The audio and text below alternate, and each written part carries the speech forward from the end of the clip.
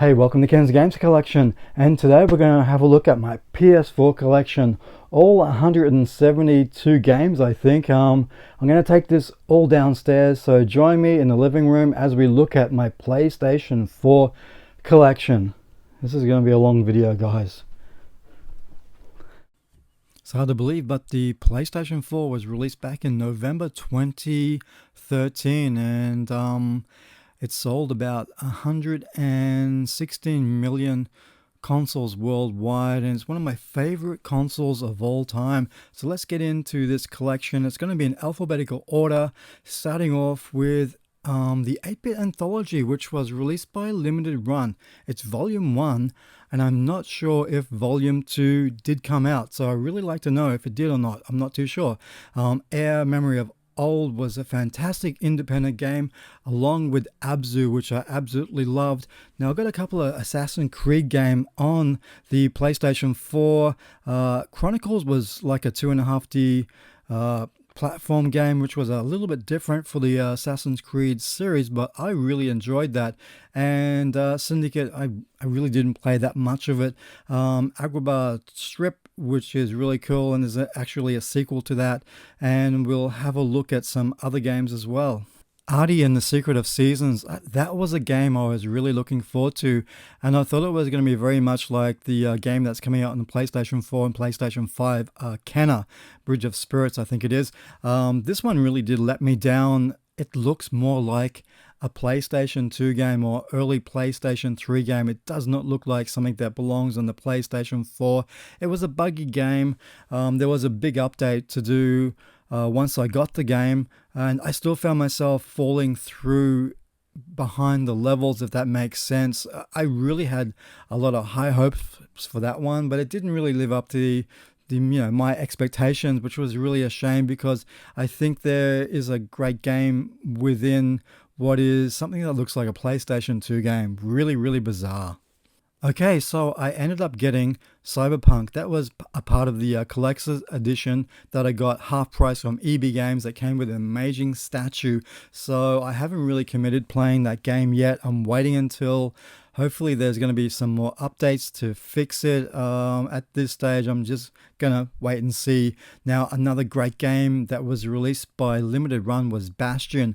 That is a great game by an independent developer that I really enjoyed, and I just love the narration in that game, because that's how the story is told, through the narrator, and I really like that sort of stuff. There's also a game there that looks very reminiscent to the old Wonderboy games, which when you look at it, when you play it, it really does remind you of the Wonderboy series. I got the Assassin's Creed Black Flag, which actually is probably one of my favorite Assassin's Creed games, along with the original one. The Batman game on there is really cool as well. Balan Wonderworld, I absolutely loved it. A lot of people didn't like it, but I really thought it was good. You can't go wrong with Borderlands. You know, there's been so many Call of Duty games released over the decades, or the decade, I guess you could say, but that's really cool. But I don't mind these games in this list. Now, Concrete Genie is one of my favorite games. It's only like a 5-hour game, but it really has a great story to it. And the more you play it, the more you progress. There is a really deep and meaningful story for these characters, and it just doesn't revolve around the main character. And I'm so glad it wasn't a VR only game. So it is VR capable, but it is something that a lot of people, I really wish would play it, because it goes relatively cheap at the moment. So if you do see it, I do recommend it. It's only a short game, 5 hours or so. There is replay value in that game. I highly recommend it. So please, if you find it, get it. You can't go wrong with it. It's such a cool game. Now let's have a look at one of my collector's edition, which is the Batman with the steel book. I absolutely love this one. There was supposed to be one released with a Batmobile. I think that got cancelled, so it was really cool that I got this particular collector's edition. I just love that one. Now let's move on to Darksiders. Now, it's an interesting story. The first Darksiders game that I played was on the Wii U, and I absolutely loved it. I didn't know anything about that series at all, so I ended up getting 1 and 2 on the PlayStation 4. We have the Dragon Quest Builders games on there. I absolutely love those games as well, along with the Dragon Quest Heroes. Now, I haven't played those games yet, so I really need to sit down and play it. But one game that I so enjoyed was Doom. I haven't played that series for a very long time, so for me to dive back into the Doom series, this was great. I absolutely love that game. It was so cool. Now, Dex is another game that's sort of like it's like an action adventure, point and click adventure game type thing, set in like a Blade Runner universe. It's not bad. It's very the graphics aren't really up to modern standards. I guess that's what the developers was doing. It's got that feel of Beneath the Steel Sky, which was on PC, something like that. But it was a cool game. I didn't mind it. And we had this I think it's like the Cyber Sleuth games or whatever it is. Very much reminiscent to the Pokemon series, which it's okay, but it's not really for me. But they were going cheap, so I wasn't going to pass up the opportunity to get those games. One of my favorite games on the PlayStation 4 was Dead Cells. It's like a Metroidvania style of game. It's got a permadeath in it, but you need to die in the game to actually progress, if that makes sense. This is like a little mini, I don't know if it's a collector's edition, but it came with a key ring and also a manual with some great color artwork in it. And that seems to be rare these days, where you see games getting released with artwork or manuals and key rings, but I really appreciated that so much. Okay, so let's talk about Days Gone. Now, when this game was released, I didn't really pay much attention to it. It wasn't until it dropped to $23, I think I paid for it, that I picked it up. I took it home, did that massive update for it, and started playing it. And immediately I was so immersed with this world, with these characters, with the Horde. It was such a crazy game. And it was one of those games that I haven't had that kind of feeling for a long time, where I just couldn't wait to come home from work to continue the game and to keep going and progressing in it. And I spent a lot of time in the world taking out the hordes, and I felt some sort of sense of accomplishment when I was doing that sort of stuff. And it was such a fantastic game, along with Detroit Becomes Human. I absolutely love that game. It's one of my favorite games of all time. We have the Dragon Age Inquisition, which was really cool as well. Also, the Escapist is great. And I absolutely love the Everybody Golf series. And whenever there is a game, either that's on the PlayStation 2, 3, I always get it. It's such a fantastic game. Toys to Life. Now, I got, as you can see here, 2.0 and 3.0. Disney 3.0 was a really cool game. It's a shame that they didn't continue the series, because I thought with the 3.0, the Star Wars stuff, it really was great. And I gotta say, one of the main reasons why I love this series is because of the figurines. They are such amazing figurines, and I have to give Disney credit, I guess you can say. When you look at that, it's just so well detailed compared to the Skylanders, and also there's other stuff as well. The amiibos looks pretty cool, but just with the Disney stuff, it just is fantastic, and I absolutely love the figurines, and my daughter's going to love playing that game when she's a little bit older. Now, we have to talk about Gravity Rush, which was released on the PlayStation Vita. It was a great game. See it remastered for the PlayStation 4 was really cool, and we saw Gravity Rush 2, but it never really took off. I don't know why. It's a great series, and I really applaud Sony for taking a chance with Gravity Rush 2. Look, we got Grand Theft Auto 5, which is like it's been across like 3 generations of consoles now. It just keeps on charting in the top 10 games every month on the PlayStation Network. God of War absolutely surprised me. I was not expecting God of War going down that path. The father and son story, which I thought was brilliant. Fallout 4 was great, and we've had Final Fantasy, I think it's Final Fantasy X remastered so many times for every single console over the last 3 generations. So yeah, that's not too bad. Far Cry, I haven't really played Far Cry 4 yet. I think my favorite Far Cry game was Far Cry Instinct Predator. on the Xbox 360. That was a fantastic game. So I really haven't got into Far Cry 4 yet, which is a shame, I guess, but one day I will. So that's pretty much that one. So we're going to have a look at some more games. And this is my collector's edition of, I think it's Fallout 76 with a helmet. Fallout 4 was great, but I really wasn't a fan of Fallout 76 because it was online only. I don't like that sort of stuff with my games. Now here's some really interesting games. Journey the Collection, which comes with Flower, Journey, and I think it's Flow. They were released on the PlayStation 3, but I noticed the prices were going up on the PlayStation 3, and I was able to pick it up on the PS4 a lot cheaper. Now Hollow Knight is a locally produced game here in Australia. I think it's South Australia that made that game, so that's really cool. I've got the God Eater series going right back to the PlayStation Portable, I think, and I haven't really played it, which is really bizarre, but I still collect the games, and I still haven't played any of them. Lost Sea I picked up from Limited Run. Just Cause I haven't really played. The Infamous series I thought was fantastic on the PlayStation 3. 4 it was okay, but I would love to see 1 and 2 get a remaster. I don't know if that's going to happen to PlayStation 5, but I think that would be really cool if they did. Now, one of my favorite games on Apple iPhone was Lily, and I could not believe that this game actually got a physical release on the PlayStation 4 via Limited Run. So I picked it up. I haven't really played it. I loved it on the iPhone, so I don't know why I haven't really sat down properly to play it, but it is such a great game. It was pretty good for a mobile device, so I'm going to have to sit down and play it because it is a pretty cool game, and it was great to see it actually get a physical release from Limited Run Games. And we have Lego. I've got so many Lego games on the PlayStation 3, 4, Vita. It just never ends. Now you can see Loco Loco 2, which I had to pick up from South Korea. It was a PlayStation Portable game that was only released physically over in Asia, and it was South Korea. I had to get that game.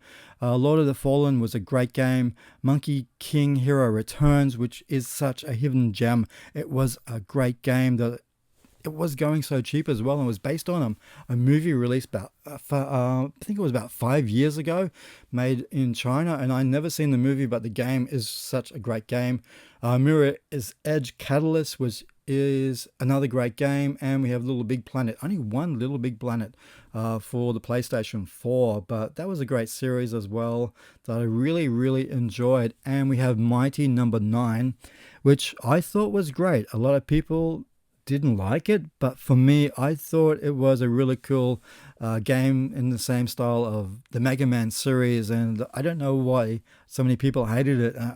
I'm not a massive fan of Mega Man, but I do enjoy some of the games, and I thought that Mighty Hero Number 9 was pretty good. So yeah, that's just my personal taste, I guess you can say. And we have more games here. Patapung, which was another PlayStation Portable game, released in Asia only on the PS4, along with Onimusha, the very first Onimusha game, which I played on the PlayStation 2 by Capcom.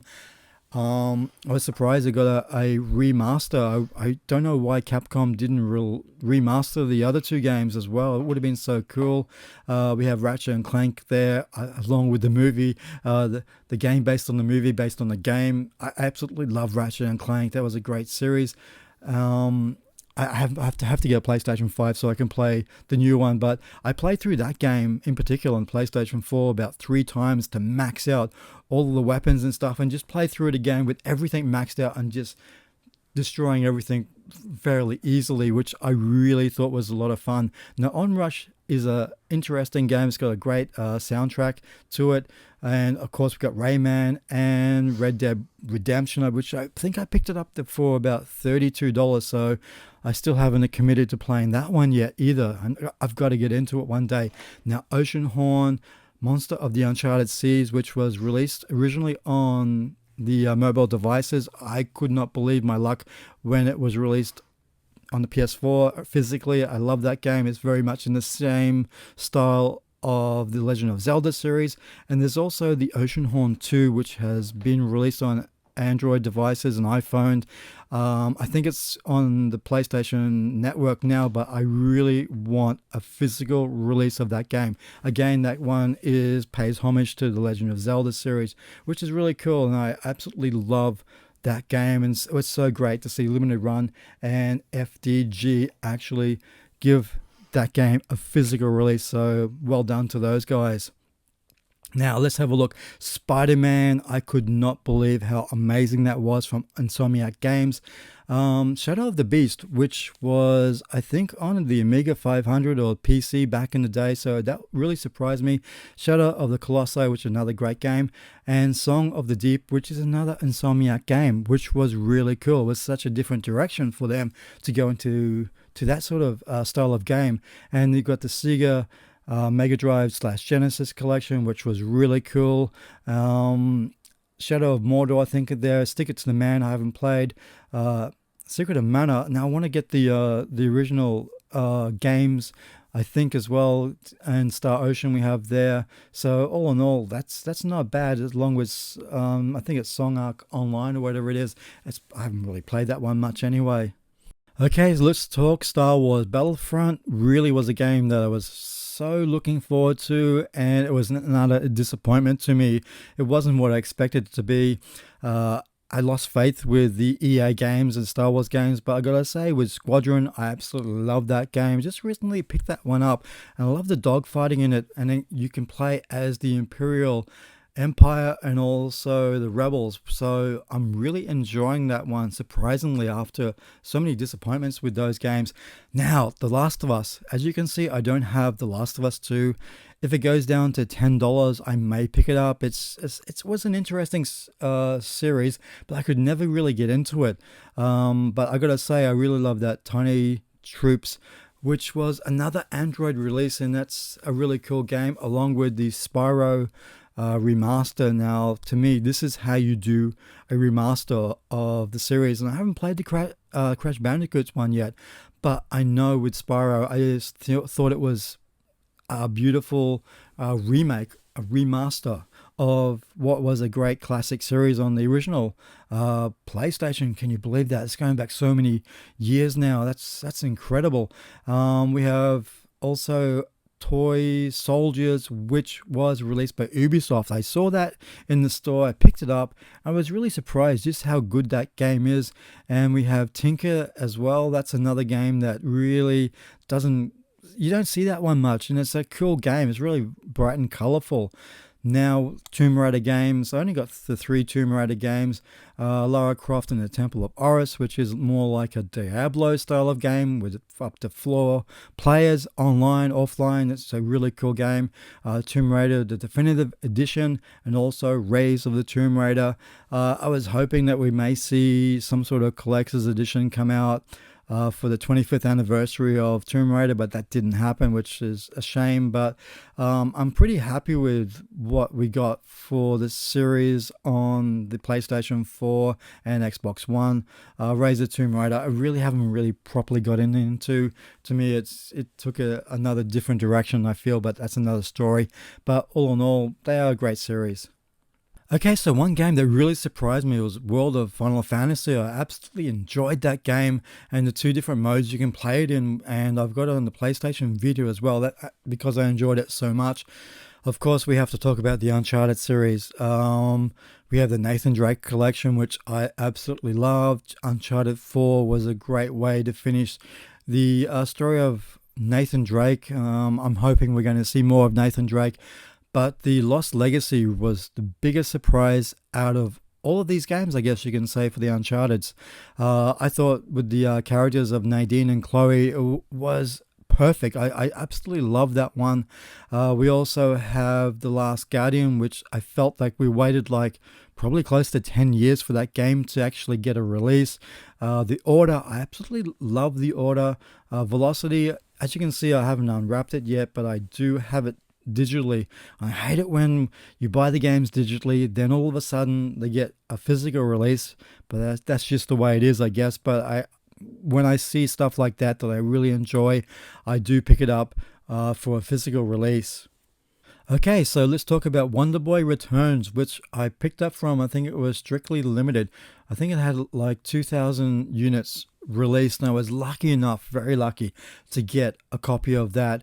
And it is a remake of the old 8-bit game. It's a very simplistic game. Some people didn't like that, but it is what it is. It's an old 8-bit game remade for a new generation, and that's the way it was back then.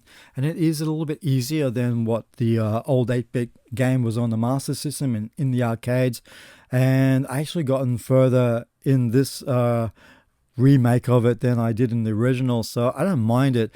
We also have the Dragon's Trap, which was phenomenal.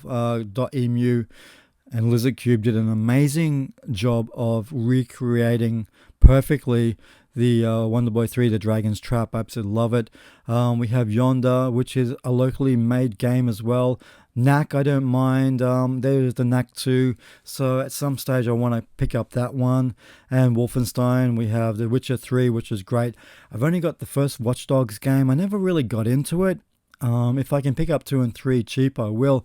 Now, one thing I didn't talk about, how many games I had in this collection, and I thought there was 140 some games, and then when I was going through looking for some collector's editions, I actually found another heap of games. So I do have 172, 173 games in this collection, which is crazy. So let's have a look at some of these other like games in cardboard boxes. Now, can you believe I paid $100 for the Kickstarter program for Shenmue 3, which apparently is the collector's edition. Now, I went onto Oz Game Shop one day and saw this amazing $100 collector's edition for Shenmue 3, so I will never do another Kickstarter program again. Hellblade is a fantastic game dealing with psychosis, so I highly recommend that. Playing it with your headphones on, and I was lucky enough to pick up Grim Fandango, the physical release. I think that was from I Am 8-Bit, I think, and that was really cool. Watch Dogs was another great game. So overall, I'm happy. I was really happy with Grim Fandango. I remember when it was first announced, and I made sure I downloaded it digitally. Never thought it would get a physical release. So to have that physically, for me, is really important because it's one of my favorite games that I played back in the 90s on the PC. It was absolutely brilliant. Okay, so let's have a look at some of my collector's editions. Starting off with Life is Strange. Man, that was an incredible game. Emotional roller coaster ride through the whole 5 chapters. And it's something that really resonated with me, the story. I thought it was beautifully told. And Life is Strange 2, I could not wait to get that one. And guess what? I got it and I haven't played it yet. So I need to really sit down one day and invest some time into that series to finish off that story arc, I guess. And we also have No Man's Sky, which, promised a lot, but it was an ambitious title, I guess. It didn't really deliver on what it promised. I know there's been updates to it, so I'm hoping that it has improved, but I just haven't had time to sit down and look at it. World End Syndrome, I picked it up cheap on Oz Game Shop. I haven't played it.